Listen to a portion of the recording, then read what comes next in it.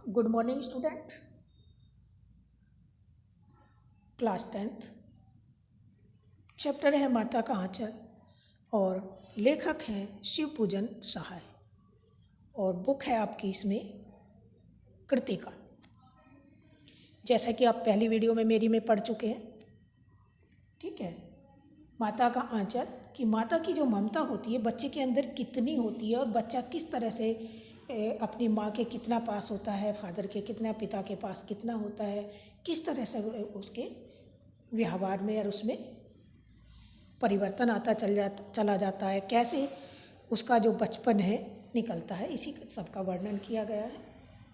अब मैं आपको सेकंड वीडियो शुरू करती हूँ, ठीक है। आपने पढ़ा था कि जब खाएगा बड़े बड़े कोर तब पाएगा दुनिया में ठोर, अर्थात कि किसकी, भोलानाथ की माता कहती हैं कि जब बड़े बड़े कोर टुकड़े बड़े बड़े मतलब खाना ज़्यादा खाएगा तभी तो वो दुनिया में ठिकाना ढूंढ पाएगा। देखिएगा मैं खिलाती हूँ कि आप नहीं खिला पाते हैं, किसके लिए? क्योंकि ये एक माँ की भावना होती है, माँ के अंदर का जो मातृत्व है, प्रेम है, वो इसी के जरिए बाहर आता है, ठीक है। तब माँ दही भात सान कर फिर कभी तोता को बुलाती है, कभी मैना को बुलाती है, तो कभी मोर और तब सबको बुलाती है और फिर उन्हें धीरे धीरे धीरे धीरे करके खाना खिलाने लगती है और वह धीरे धीरे जो खाना होता है वो सारा खिला देती है जो कि बचा हुआ था।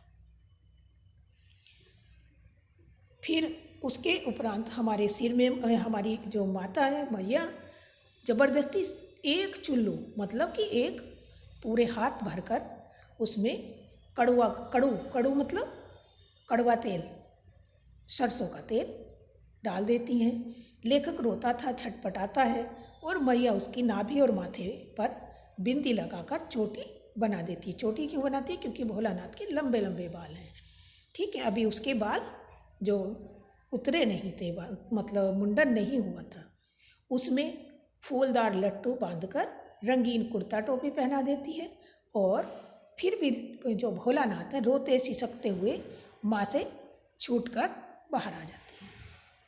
भोलानाथ फिर जब रोते सिसकते हुए जब अपने साथियों को झुंड खड़े हुए देखते हैं तो वे उनके साथ खेल तमाशा करने लगते हैं। खेल तमाशा कैसा होता था? उनके खेल नाटकों में जैसे मिट्टी के बर्तन और तरह तरह के खेल खेलते हैं वे। कभी वे चबूतरे के एक कोने में अपना नाटक करके घर बना देते हैं, वहीं मिठाई की दुकान लगा देते हैं बनावटी, वहीं पर उस दुकान में कागज़ का चंदोआ ताना जाता है। ठेले पत्ते गीली मिट्टी सारी चीज़ उठाते हैं और जो वो होते हैं ठिक्कर बोलते हैं उन्हें, जो एक तरह से मतलब पत्थर भी कह सकते हैं, ठीक है। उनकी हम वे मिठाइयाँ तैयार कर देते हैं। उन मिठाइयों में से वे फिर खरीदार भी स्वामी बन जाते हैं, दुकानदार भी कुछ बच्चे दुकानदार बन जाते हैं और कुछ खरीदने वाले बन जाते हैं। मिठाई क्या होती है? जो हमारे पत्थर इकट्ठे करते हैं गली गलियारे से, उन्हें सबको इकट्ठे करके मिठाई बना कर रख लेते हैं। जो लाल होते हैं उन्हें लाल मिठाई बन जाती है, उनकी कलरफुल वाली मिठाई बन जाती है। इसी तरह से वे तरह तरह की मिठाइयाँ तैयार कर लेते हैं अपनी बनावटी। फिर इसी तरह समय जो बाबूजी भी उसमें कभी कभी शामिल हो जाते हैं। क्या देखते हैं कि जब बच्चे इस तरह से खेल रहे हैं तो वहीं पर भोलानाथ के पिताश्री भी आते हैं और आकर उसमें शामिल हो जाते हैं उनके बच्चों के साथ ही। थोड़ी देर बाद से जब वे घरौंदा बनाते हैं, घरौंदा जो मिट्टी का घर बनाते हैं, उस तिनके इकट्ठे करते हैं, लकड़ियाँ इकट्ठी छोटी छोटी तिनके, दिया सलाई मतलब माचिस की, ये सारी पेटियाँ बनाकर किवाड़ बनाते हैं। घड़े के मुंह का चूल्हा बना लेते हैं, घड़ा उठाते हैं उससे चूल्हा तैयार कर लेते हैं, उसका जो ऊपर का गोल होता है उसे फोड़ते हैं एक साइड से, वो चूल्हा तैयार हो जाता है। चक्की दिए की बना लेते हैं, कढ़ाई और पूजा की आचमनी, कलछी, सब चीज़ें वो अपने आप मिट्टी लकड़ी पत्थर इन सब से इकट्ठे करके बना लेते हैं।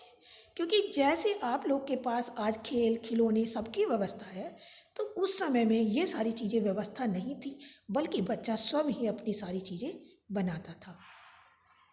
पानी, धूल और बालू को मिलाकर जो जोनार करते हैं। जोनार मतलब कि जो खाने के बाद भोज होता है उसे कहते हैं। उस शादी में जो सब लोग इकट्ठे होते हैं, एकत्र होते हैं, भोज होता है, वहाँ सबको खाना खिलाया जाता है, तो जोनार करते हैं। कभी कभी उस जोनार में जो पंगत बैठती है तो उसी के अंत में उनके पिताजी भी आकर बैठ जाते हैं। जब वे खाना परोसते परोसते देखते हैं कि अरे यहाँ पर पिताजी बैठे हैं, तो सारे बच्चे शर्मा जाते हैं और हंसकर वहाँ से भाग जाते हैं। जब वे कहते हैं कि हमें भी भोज खिलाओ भाई, तो वे सारे बच्चे शर्मा जाते हैं और भाग जाते। कभी कभी जब उनकी बारात निकलती है तो बारात में जब मान लिया जैसे बाजा बजता है तो वे क्या करते थे, अपने कनस्तर का तंबूरा बजा देते हैं। जो कनस्तर होता है, पीपा कहते हैं जिसे, उसका तंबूरा बना लेते हैं और अमोलों की शहनाई बना लेते हैं। जो अमोले का पेड़ होता है उसको जो वो खाली होता है बीच अंदर से, तो उसकी वो शहनाई हो जाती है उनकी। चूहेदानी की पालकी, चूहेदानी उठा कर लाते हैं, उसकी वे पालकी मतलब कि दुल्हन होती है, उसके अंदर दुल्हन बना देते हैं और वह पालकी तैयार हो जाती है। वे समधी बनकर बकरे पर चढ़ते और चबूतरे के दूसरे कोने तक बारात ले जाते और वहाँ गोबर से लिए हुए आहम तथा केले की टहनियों से सजे हुए आंगन में कुलियों का कलसा होता था। कलसा मतलब जैसे घड़ा होता है, पानी वानी भरा होता था, जिसमें जो कुल्हड़ होते हैं छोटे छोटे, उनका कलसा तैयार कर लेते थे। वहाँ खटोली पर लाल ओहार डालकर दुल्हन को तैयार करते थे। मतलब फिर वहाँ पे जब दुल्हन तैयार होती थी तो जो चारपाई छोटी होती थी उसको पे कपड़ा डालकर वहाँ दुल्हन को भेजने की तैयारी होती है और फिर उस दुल्हन को तैयार करके वे भेजना शुरू करते हैं। जैसे ही वहाँ पर दुल्हन तैयार होती है और निकालने लगते वे, तभी उनके बाबूजी कहते अरे भाई दुल्हन का मुंह तो दिखाओ। मुंह देखने के लिए पहुँच जाते। तब बच्चे हंसकर भाग जाते शर्मा कर। और कभी कभी तो खेती करने का भी बड़ा नाटक करते थे। सब बच्चे इकट्ठे होकर खेती कैसे करते थे, घिरनी, जहाँ जो कुआं होता है उसमें घिरनी होती थी, तो उससे पानी खींचा जाता था।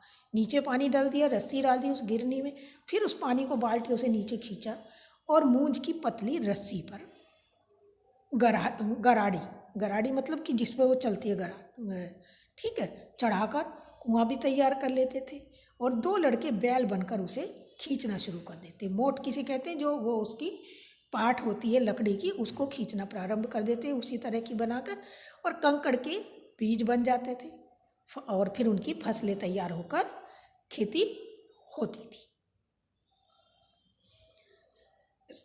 फिर उसमें वे क्या बोलते थे, ऊंच नीच में बई कियारी जो उपजे सो भाई हमारी।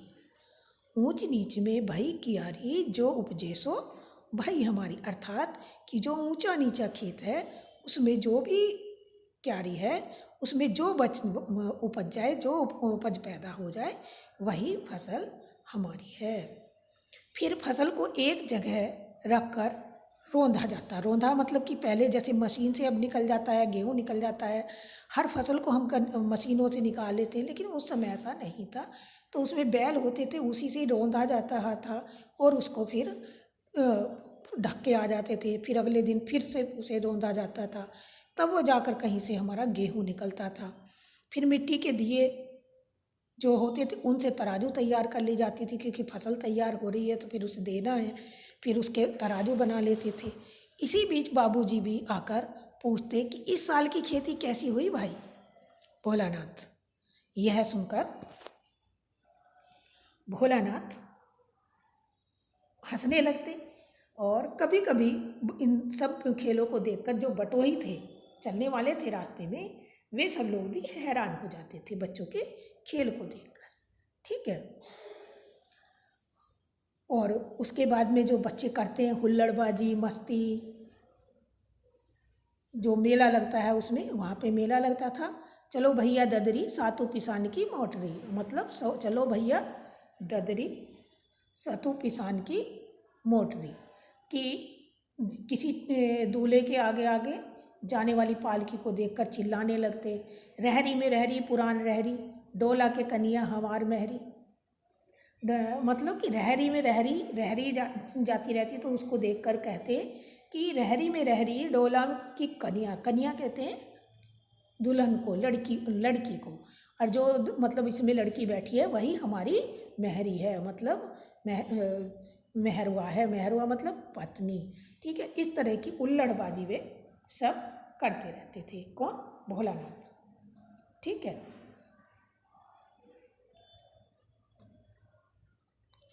अभी मेरे और बाकी बेटा थर्ड वीडियो में भेजूंगी आपको।